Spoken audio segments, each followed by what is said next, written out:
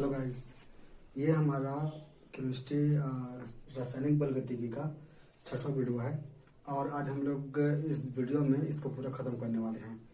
तो अब हम लोग का अगला टॉपिक है आभासी या छद्म प्रथम कोटि अभिक्रिया।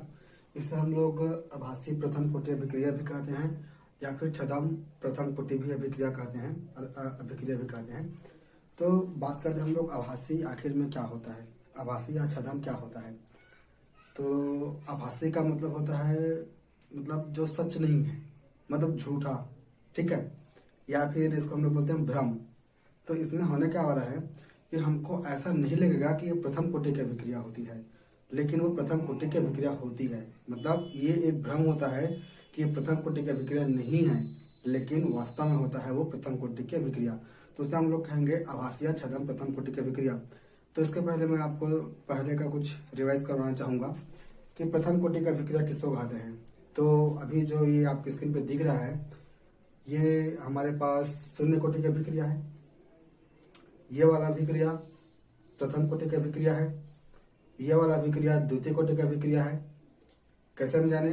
क्योंकि ये दोनों खातों का योग कर रहे हैं और ये आपको दिख रहा है वो लगभग तृतीय कोटि की अभिक्रिया है, जो आप द्वितीय कोटि की अभिक्रिया, तृतीय कोटि की अभिक्रिया, इस प्रकार से हम लोग को दिख रहा है।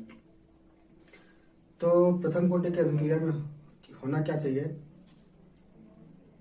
कि प्रथम कोटि की अभिक्रिया में हम लोग को सभी घातों का योग 1 होना चाहिए। तो ये जो एग्जाम्पल लिखा है इसको हम लोग देखते हैं और ये सोचते हैं कि भाई इसका जो भी मोलर सांद्रण होगा वो तो करीबन 1 होगा, इसका जो भी मोलर सांद्रण होगा वो भी 1 होगा। तो हम लोग को ये अभिक्रिया कैसे दिख रही है? ये अभिक्रिया दिख रही है कि ये कम से कम प्रथम कोटि का नहीं होगा, द्वितीय कोटि का होगा या फिर तृतीय कोटि का होगा या फिर और कुछ अन्य होगा, प्रथम कोटि का नहीं होगा। इस प्रकार से हमको लग रहा है। देखो कैसे, इसका जो भी मोलर सांद्रण होगा, इसका जो भी मोलर सांद्रण होगा CH3COO C2H5 1 होगा और इसी प्रकार से H2O, इसका भी मोलर सांद्रण होगा कुछ 1 होगा। तो एक कितना हो गया? 2। तो ऐसा हमको लगता है लेकिन ऐसा होता नहीं है। इसका मोलर सांद्रण होता है 1। ये 1 कहाँ से आया? तो एक वो है जो वैज्ञानिकों ने अपना परिकलन मान दिया था, परीक्षण मान किया था। हम लोग पहले भी इसके बारे में बात कर चुके हैं। और H2O इसमें लगता है 0 पावर, यानी अगर हम लोग इसको कितना भी बढ़ाएं तो इसका जो है सांद्रता 0 गुना है। इसका मतलब उसकी सांद्रता बिल्कुल नहीं बढ़ेगी। और इसका है कि अगर हम लोग 1 गुना बढ़ाते हैं तो 1 गुना बढ़ेगा, 2 गुना बढ़ाते हैं तो 2 गुना बढ़ेगा इसकी सांद्रता। तो इस हिसाब से हम लोग ये कह सकते हैं कि जो CH3COO है इसी पर निर्भर करता है हम लोग का अभिकारक का वेग, अभिकारक की सांद्रता, और रिएक्टेंट ऑफ इसकी सांद्रता किस पे निर्भर करता है? इस CH2COO C2H5 पे। तो इस प्रकार से हम लोग इसे कहेंगे आभासी छद्म कोटि की अभिक्रिया, यानी ये H2O पर जो है H2O की सांद्रता पर बिल्कुल निर्भर नहीं करता, सांद्रता H2O पर बिल्कुल निर्भर नहीं करता। इस अभिक्रिया का वेग, ये अभिक्रिया है, इसका वेग केवल CH3COO C2H5 पर ही निर्भर करेगा, H2O पर निर्भर नहीं करेगा। हमको इसको देखने पर लगता है कि प्रथम कोटि का नहीं होगा, तो असलियत में ये है प्रथम या आभासी प्रथम कोटि अभिक्रिया, आभासी या छद्म प्रथम कोटि अभिक्रिया इसको हम लोग कहेंगे। तो यह समझ में आ गया होगा। इसका लैंग्वेज जो है अभी आपके नीचे में जो दिख रहा है ऐसे ही इसका लैंग्वेज लिखना है, ठीक है। चलिए अब हम लोग बात करेंगे और हम लोग बात करते हैं देहली ऊर्जा की। तो हमारे पास देहली ऊर्जा क्या होता है? देहली ऊर्जा को समझने के लिए हमको एक अलग से चीज समझना पड़ेगा, और वो चीज क्या देखो मैं समझा रहा हूँ आप लोग को। मान के चलिए ये एक अभिकारक है इस प्रकार से, तो हम लोग को समझना है प्रभावी टक्कर। हम लोग प्रभावी टक्कर किससे कहेंगे?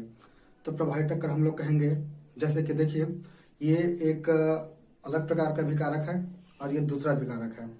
इसको हमको उत्पाद बनाने हैं, तो जब ये इस प्रकार से टकराएगा उत्पाद नहीं बनेगा, इस प्रकार से टकराएगा कोई उत्पाद नहीं बनेगा, अब वो इस प्रकार से टकराएगा फिर वो कोई उत्पाद नहीं बनेगा, जब वो इस प्रकार से टकराएगा तब वो कहीं जाके एक उत्पाद बनेगा। तो इसमें से हम लोग कहेंगे ये हमारे पास प्रभावी टक्कर है। ये वाला प्रभावी टक्कर नहीं है, ना ही ये वाला है, ना ही ये वाला है। तो इस प्रकार से जो टकराएगा तो वो प्रभावी टक्कर होता है। तो इसको हम लोग को समझना है कि प्रभावी टक्कर आखिर में होता क्या है। तो जितने भी हमारे पास अणु परमाणु होते हैं, यानी A+B समझते हैं हम लोग, A+B, ये हमको C देता है। तो ये A+B जो है दोनों आपस में टकराते हैं और एक उत्पाद बनता है। तो दहली ऊर्जा हर अभिकारक के पास होती है, और जब अभिकारक आपस में टकराते हैं तो वो उत्पाद बनती है। ठीक है। तो कोई दहली ऊर्जा कोई बहुत बड़ी बात नहीं है और कोई बहुत बड़ा टॉपिक नहीं है, और ये बहुत इजी है समझने के लिए भी। तो देखिए, दहली ऊर्जा को समझना है तो इसको हम लोग को समझने के लिए प्रभावी टक्कर को समझना पड़ेगा। और प्रभावी टक्कर हर अणुओं के पास होती है, जितने भी अणु होते हैं सबके पास प्रभावी टक्कर होते हैं, और वो प्रभावी टक्कर टकरा के ही हमारे पास उत्पाद बनते हैं। तो इसको हम लोग एक ग्राफ द्वारा समझते हैं कि हमारे पास एक ग्राफ है, और मान लेते हैं ये हमारे पास रिएक्टेंट का है, अभिकारक का है। यहाँ से अगर हम लोग उष्मा देते हैं, दो A और B है, यहाँ से A+B है, दो अभिकारक हैं, यहीं से इस प्रकार से उष्मा पाए और इस प्रकार से प्रोडक्ट में बदल गया। तो ये हमारे पास ये प्रोडक्ट है, इसमें चेंज हो गया। तो ये जो इतना ऊपर गया, ये ऊपर किस लेवल का है? जब तक अगर कोई भी अभिकारक इस दहली ऊर्जा के स्तर को, इस दहली ऊर्जा को टच नहीं कर लेता, तब तक वो प्रोडक्ट नहीं बनता। तो दहली ऊर्जा हम लोग उसे कहेंगे, अर्थात वो हर अभिकारक के पास होगा, और जो आपस में प्रभावी टक्कर से उत्पाद बनाएंगे। देखिए, हम इसको डिफिनेशन में कुछ इस प्रकार से लिखेंगे कि वह न्यूनतम ऊर्जा जो अभिकारकों के पास होती है, जिनके प्रभावी टक्करों से उत्पाद बनते हैं, अर्थात प्रभावी टक्कर द्वारा अभिक्रिया संपन्न होती है।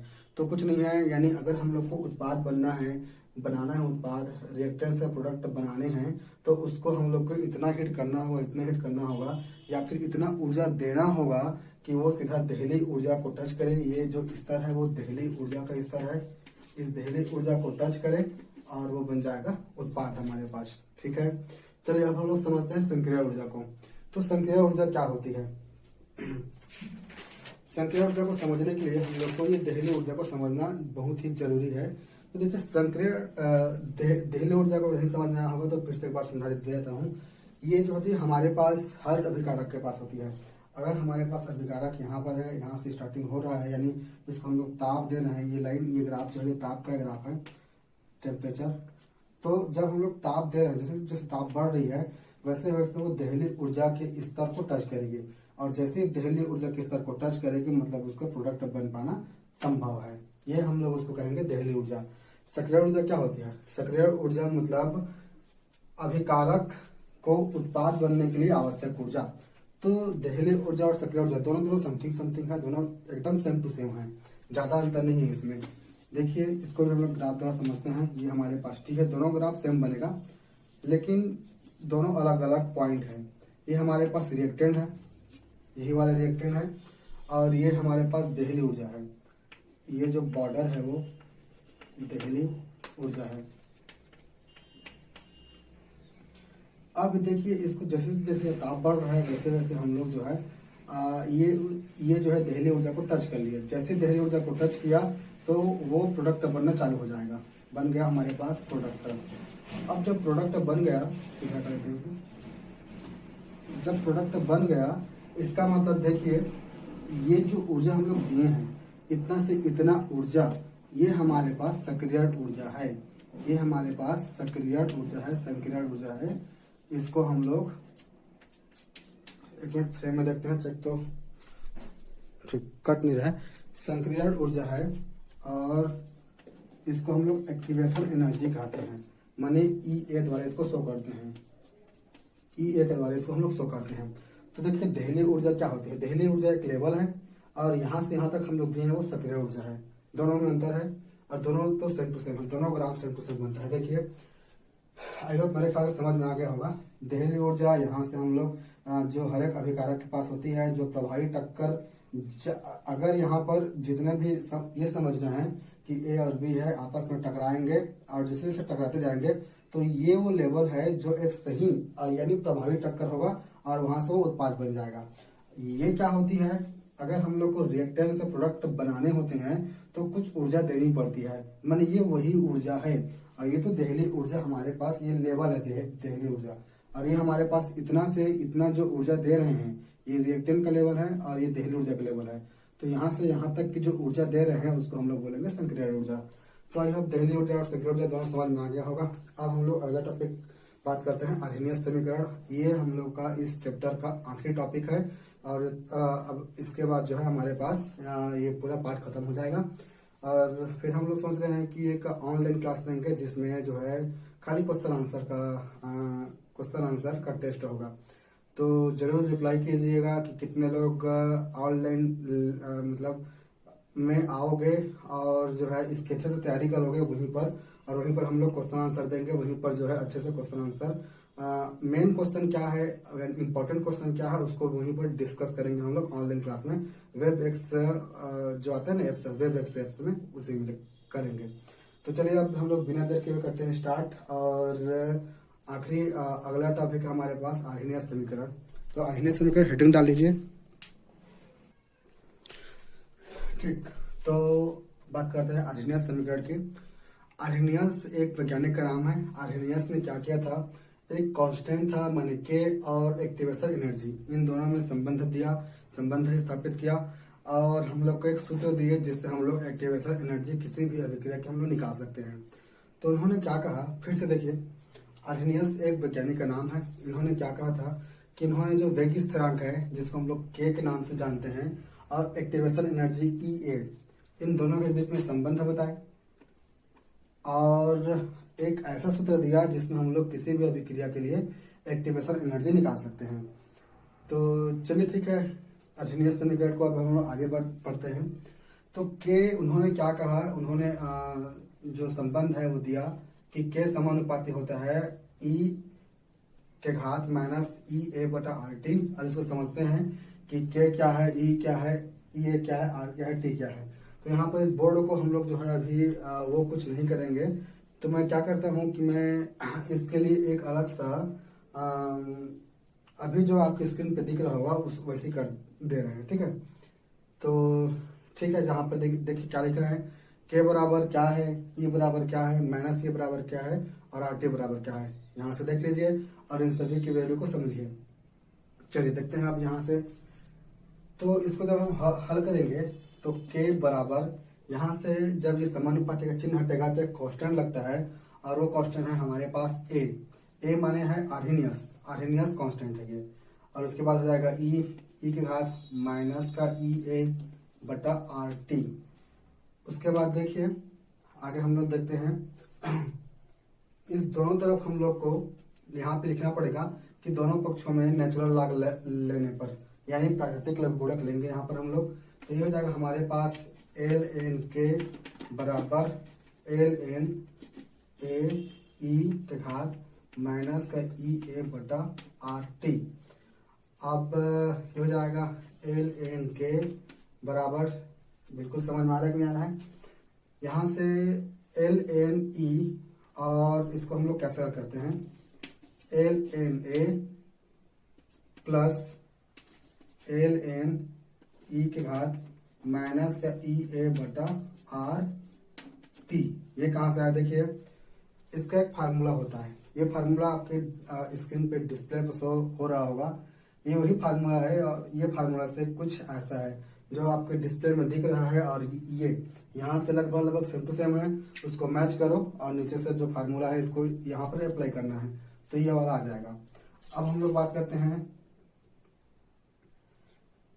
ln K is equal to ln A, और इसको इतना लाइन को अगर हम हल करेंगे तो एज इट इज उतर गया। इसको हम लोग हल करेंगे तो हो जाएगा माइनस का EA बटा RT ln E। ये कहाँ से आया, देखिए अब हर चीज को डिस्प्ले नहीं करेंगे हम लोग, इसको मैं यहीं से समझा देता हूँ। अगर हमारे पास इस प्रकार से है कि log x है, log x का घात n है, तो इसका क्या होता है n log x होता है, अर्थात जो घात रहेगा वो यहाँ पर बड़ा रूप में आ जाता है। तो ये उतना सब में घात लगा है, ये घात है तो यहाँ से बड़ा हो जाएगा, प्लस और माइनस ये माइनस रहेगा, कुल मिला के इतना हम लोग के पास हो जाएगा। चलिए देखते हैं अब आगे हम लोग हल करते हैं। log E बराबर क्या होता है, लॉग ए बराबर होता है हमारे पास 1। तो यहाँ से हम लोग हल करेंगे कि L N K is equal to L N A minus का ई ए बटा आर टी, और इसकी वैल्यू हो जाएगी 1। तो ये इतना कि इतना ही रहेगा। चलिए अब इसको हम लोग एक समीकरण में शो कर देते हैं। हमारे पास समीकरण है y बराबर एम एक्स सी, वाई बराबर एम एक्स प्लस सी, सरल रेखा का समीकरण है। तो यहाँ पर कंपेयर करते हैं, ये हमारे पास y है। एक मिनट दिख रहा है, एक बार चेक करते हैं। ठीक दिख रहा है, ये हमारे पास y है, ये हमारे पास c है, और ये हमारे पास है एम एक्स। तो हमारे पास जो एम है, प्रवणता है, वो ऋणात्मक है। हमारे पास जो प्रवणता है वो ऋणात्मक है। तो इसका ग्राफ कुछ इस प्रकार से बनेगा। इसका ग्राफ मैं यहाँ से कर देता हूँ। अब ऋणात्मक का ग्राफ कैसे बनता है, आप लोग पहले से करते आए होंगे। वो यहाँ से इस प्रकार से होगा। यहाँ पर होता है एक्स के सापेक्ष। एक्स मतलब क्या है, एक्स का मतलब है ई ए बटा आर टी। तो यहाँ से टी हो जाएगा 1 बटा टी, 1 बटा टी। एक्स की वैल्यू है 1 बटा टी, और यहाँ पर वाई की वैल्यू है लॉग एल एन के, सी बराबर है एल एन ए, यहाँ पे लिखोगे एल एन ए, और जो प्रवणता होगा वो ऋणात्मक होगा। एन बराबर हो जाएगा हमारे पास, ये है माइनस का ई ए बटा आर, माइनस का ई ए बटा आर, ये हमारे पास प्रवणता हो जाएगा। तो इसका ग्राफ कैसे बनेगा, चलिए अब इसको अच्छे से लिख लीजिए, नोट कर लीजिए। इसको मैं मिटा के थोड़ा सा हम लोग एक्टिवेशन एनर्जी यहाँ से कैसे निकालेंगे, इसको ट्रैप करेंगे, उसके बाद अध्ययन समीकरण खत्म हो जाएगा। तो मैं जो है इन सब को मिटा दूंगा, इन सब को मिटा दूंगा यार यहाँ से। और चलिए देखते हैं कितना में आता है। तो स्क्रीनशॉट ले लीजिए या फिर नोट कर लीजिए। अब इसमें एक्टिवेशन एनर्जी जानने के लिए हमको कुछ चीज़ें मानने पड़ेंगे। जैसे कि हमारे पास जो है माना कि K1 है। जब स्थिरांक हमारे पास K1 है तो समय वहाँ पर T1 होगा, और जब स्थिरांक K2 है तो समय भी यहाँ पर C2 होगा। तो यहाँ से आप लोग को लिखना पड़ेगा कि माना कि स्थिरांक वेग स्थिरांक K1 हो तो समय बराबर T1, और वेग स्थिरांक K2 हो तो समय बराबर T2। अब इसको मैं यहाँ से नहीं लिख रहा हूँ, आप लोग लिखेंगे इसको। तो इसको मैं यहाँ से डायरेक्ट हल कर दे रहा हूँ। तो ये हो जाएगा हमारे पास एल एन K1। जब हमारे पास K1 है तो T1 भी हो जाएगा। तो ये हो जाएगा हमारे पास एल एन ए माइनस का ई ए बटा आर T1। और जब हमारे पास K2 हो जाएगा तो एल एन K2 बराबर एल एन ए माइनस का ई ए बटा आर T2। अब इस एक अलग समीकरण, ये अलग समीकरण, K1 में इस K2 को भाग दे देंगे हम लोग। तो ये हो जाएगा हमारे पास K2 बटा K1। तो चलिए इन सबको मैं रफ कर देता हूँ, मिटा देता हूँ, उसके बाद इसको अच्छे से जगह में हल करेंगे।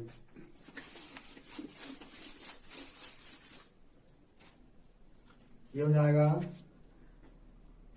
L N K2 minus L N K1 is equal to, इसको मैंने सॉरी बटा करना है यार, बटा में कर देंगे K2 बटा L N K1 is equal to, इस समीकरण में इसको हम लोग को भाग देना है। इमेजिन कीजिए ये ऊपर में रहेगा और ये हमारे पास ही नीचे में रहेगा। तो ऊपर में रहेगा तो जाएगा हमारे पास L N K2 divided by L N K1। अब ये चीज ऊपर में जाएगी और ये चीज नीचे में रहेगी। तो ऊपर में भी एल एन है, नीचे में भी एल एन है, दोनों आपस में कट जाएगा।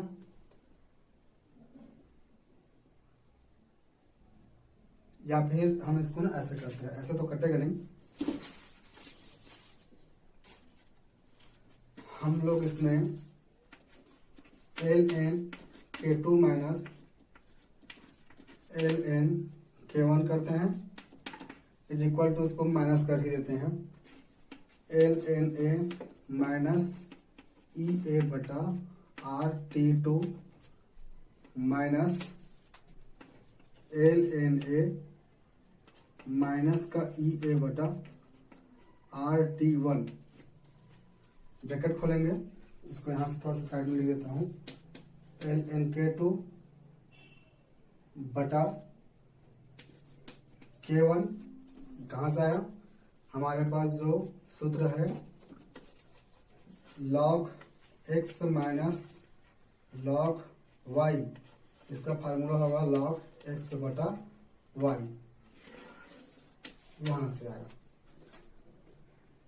तो log x minus log y इसका होगा log x बटे y, तो log x बटा y हो रहा है। तो यहाँ पर कुल मिला के ले देखे दोनों हैं, तो नेचुरल लॉग ln k2 बटा k1 हो जाएगा। चलिए देखते हैं आगे, ब्रैकेट खोलेंगे, वहां पर ln a माइनस का EA बटा RT2, ब्रैकेट खुलेगा, माइनस का ln a, ये माइनस प्लस हो जाएगा, EA बटा RT2 सॉरी यार 1। तो ये हमारे पास माइनस में, ये प्लस में कट जाएगा, ये प्लस वाले को आगे कर देते हैं, इसको पीछे कर देते हैं, या फिर सीधा ठीक है आगे पीछे कर देते हैं। ln k2 बटा k1 is equal to minus plus का EA बटा RT1 माइनस का EA बटा RT2, इनमें ये कॉमन निकाल लेते हैं, यहां से कर देते हैं, ln k2 बटा k1 is equal to EA common निकल जाएगा, EA बटा R कॉमन निकल जाएगा, और ये क्या बच जाएगा T1 1 बटा T1 माइनस 1 बटा T2। तो ये जो व्यंजक आया, इससे हम लोग एक्टिवेशन एनर्जी का मान निकाल सकते हैं। ठीक है जी, तो एक बार इन सभी को फिर से रिवाइज कर लेते हैं। आर्डिनेट समीकरण हम लोग पहले तो सब कुछ देखें क्या हुआ था। तो हमारे पास यहाँ पर फार्मूला में आया था ln k बराबर ln a माइनस EA बटा RT। यहाँ से हम लोग माने हैं जब हमारे पास K1 है तो हमारे पास RT1 भी होगा, जब K2 होगा तो T2 भी होगा। तो इसमें समीकरण इसमें इसको हम लोग माइनस कर दिए हैं। अब ये पक्ष को हम लोग पहले माइनस कर दिए, उसके बाद इस पक्ष को हम लोग को माइनस कर देना है। इसको मैंने ऐसा कैसा लिखा, माइनस का माइनस किया, और ऊपर वाले को ऐसा कैसा लिखा। इसके बाद जब ब्रैकेट हुआ तो ln से ln कट गया और EA बटा RT को एडजस्ट किया और आखिर में ये सूत्र आ गया। तो इस हिसाब से हम लोग का ये पार्ट होता है खत्म, और हम लोग जो है आने वाले वीडियो में पार्ट 5 पृष्ठ रसायन को पढ़ने वाले हैं। तो बिल्कुल जो इस चैनल को देख रहे हैं और सब्सक्राइब नहीं किए हैं, तो मैं आशा करता हूँ उन लोगों से कि सब्सक्राइब कर ले। तो ठीक है, इस प्रकार से हम लोग का पार्ट खत्म हो गया। और एक बार जरूर मत भूलिएगा, कमेंट सेक्शन में लिखिएगा कि कितने लोग ऑनलाइन क्लास लेना चाहते हैं, क्योंकि इंपॉर्टेंट क्वेश्चन वहीं पर बताया जाएगा। और ऑनलाइन क्लास इसलिए ले रहे हैं कि यार ऑनलाइन क्लास लेना भी जरूरी होता है। हम लोग को जो है गवर्नमेंट को दिखाना होता है कि भाई पढ़ाई तो ऑनलाइन से ही हो रही है, तो इसलिए जो है ऑनलाइन क्लास हम लोग को लेना पड़ेगा। और प्लीज़ ग्रुप में भी एक बार रिप्लाई करेंगे, कमेंट करेंगे कि ऑनलाइन क्लास में कौन कौन जुड़ना चाहोगे, और जो जुड़ेगा उन लोग को मैं इंपॉर्टेंट क्वेश्चन वहीं से शो कर दूंगा, वहीं से मैं बता दूंगा। तो चलिए ठीक है, इस वीडियो को यहीं पे करते हैं खत्म, और हम लोग आने वाली वीडियो में पृष्ठ रसायन पार्ट 5 के लिए तैयार रहेगा।